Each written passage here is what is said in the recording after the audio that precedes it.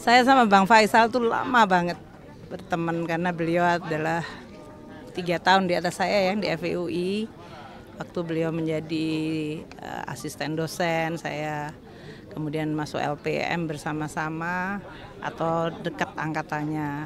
Dan sesudah kembali kami sekolah, beliau menjadi kepala LPM, saya menjadi kepala pendidikan waktu itu. Jadi kita teamworknya banyak sekali sama Pak Faisal, very long friendship ya, sama keluarganya juga deket. Saya kenal Bang Faisal itu punya passion dan kecintaan sama Indonesia luar biasa. Beliau juga ingin terus melihat Indonesia dikelola dengan baik dan oleh karena itu selalu menyampaikan pandangan-pandangan yang tujuannya adalah untuk perbaikan. Waktu saya menjadi menteri saya sering mendengar pandangan beliau dan tentu saja itu menjadi salah satu yang sangat penting bagi kita untuk selalu memperbaiki policy, regulasi, cara melihat isu atau masalah. Saya sama keluarganya, sama istri dan anak-anaknya juga dekat, jadi saya sangat kehilangan seorang teman yang sangat baik, loyal. Ibu, awalnya Bu dapat informasi dari siapa, dari keluarga? Tadi pagi ya, sekitar subuh saya dapat pesan dari sebagian dari teman saya di Kemenku, sebagian dari FEUI yang menyampaikan Bang Faisal meninggal sekitar 3:30 pagi. Jadi sekitar 1,5 jam sesudah beliau meninggal. Tadi saya dengar dari Ibu Mbak Titi bagaimana 3 hari terakhir sudah ada di rumah sakit. Aku nggak dengar sih kalau beliau ada di rumah sakit, tapi insya Allah husnul khatimah buat beliau. Terakhir berkomunikasi dengan Pak Faisal, membahas soal apa? Kalau Pak Faisal dengan kami di Kemenku waktu itu beliau di tempatnya timnya Pak Mahfud ya di Menko PMK untuk masalah apa itu namanya tim untuk pencucian uang dan masalah waktu rame-rame mengenai kami di transformasi bea cukai dan pajak. Beliau banyak memberikan masukan-masukan kepada kita. Jadi sangat-sangat saya hargai, sangat buat kami itu bagus dan merupakan pengingat yang baik gitu ya. Untuk mengurus negara, untuk memperingatkan terutama bagi staf-staf kita. Selalu ada yang mengamati, mengkritiki dan melihat secara detail dan teliti buat saya secara personal itu sangat membantu. Karena tidak semuanya bisa kita lihat sebagai menteri sehingga kalau dilihat dari luar itu juga akan sangat membantu kita. Itu ya. Sosok yang dibutuhkan banget ya Bu untuk di pemerintahan selanjutnya Bu. Dari setiap negara, setiap mengurus perekonomian masyarakat yang segitu besar seperti Indonesia dan selalu perlu adanya check and balance. Saya rasa pandangan-pandangan Bang Faisal memberikan penyeimbang bagi kita semuanya dan pengingat. Saya rasa saya sangat memahami niat beliau tuh sangat-sangat tulus dan out of his love tentang Indonesia. Jadi kita tahu agendanya dia adalah satu, ingin lihat Indonesia baik. Ya. Ya, bagaimana Pak Faisal pandangan? Ya, innalillahi wa inna ilaihi raji'un.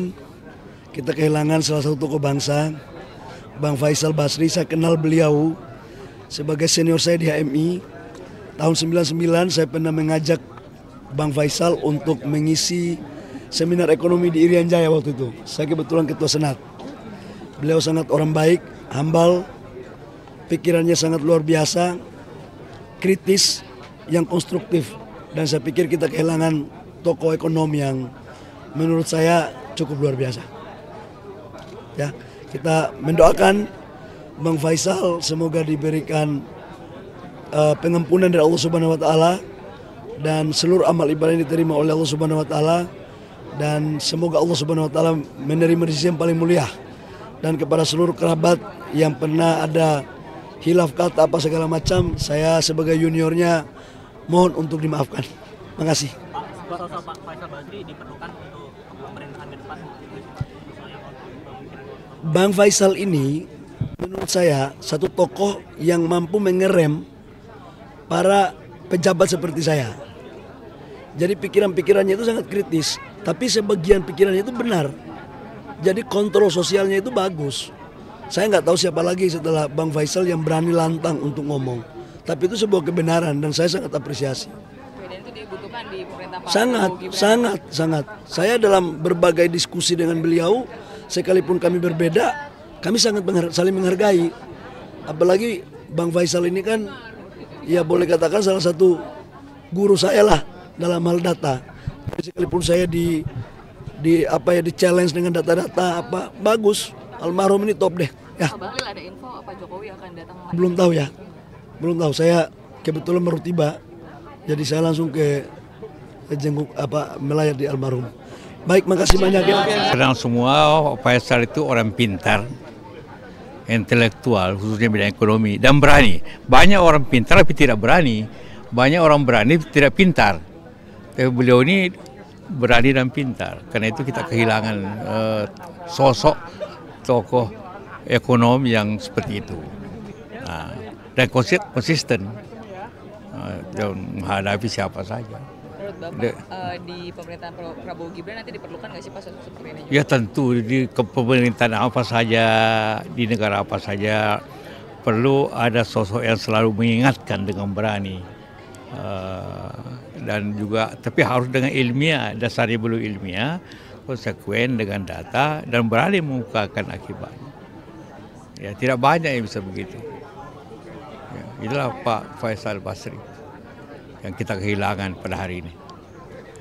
Pak tadi bertemu dengan Pak Anies juga Pak, apa yang disampaikan tadi Pak, ada diskusi? Enggak, biasa aja. Biasa aja Pak. Wah, sering ketemu aja dalam suatu acara. Saya bilang beliau sudah tenang. Banyak juga orang tenang karena itu, tapi pasti ada lagi generasi baru yang pintar dan berani. Yang lemah, pembelaan atas yang tersingkirkan, itu beliau ungkapkan menggunakan ilmu, menggunakan data, dan menggunakan artikulasi yang amat baik. Karena itulah perjalanan hidupnya adalah perjalanan pengabdian. Bukan hanya beliau menjadi analis yang netral, tapi analis yang memiliki sikap, analis yang memiliki pandangan, dan itulah yang membuat Bang Faisal Basri menjadi berbeda. Karena itu kita sebagai bangsa merasa bersyukur bahwa pernah ada anak bangsa yang tampil menjadi ekonom pejuang, seseorang yang menjadi inspirasi. Kita semua kehilangan. Kami yakin almarhum kembali dalam keadaan husnul khotimah dan ilmunya akan terus berganda memberikan manfaat bagi semua. Hari-hari terakhir perjalanan beliau adalah hari-hari terakhir perjalanan perjuangan. Pergi ke Sumatera Utara untuk membela rakyat kecil untuk persoalan tanah, yang itu semua mencerminkan bagaimana sikap perjuangan beliau selama ini. Almarhum adalah inspirasi, dan insya Allah namanya, pikirannya, perjuangannya akan terus dikenang oleh bangsa Indonesia. Gitu ya, makasih. Sudah berapa waktu, seringkali kita berkomunikasi aja secara telepon, tapi memang beliau jam terbangnya tinggi sekali, betul-betul kemana-mana. Tadi istri almarhum cerita hari Rabu merencana berangkat ke Surabaya. Dalam kondisi sebetulnya waktu itu kurang sehat, tetap aja memikir berangkat Surabaya. Gitu ya, cukup ya, mantul.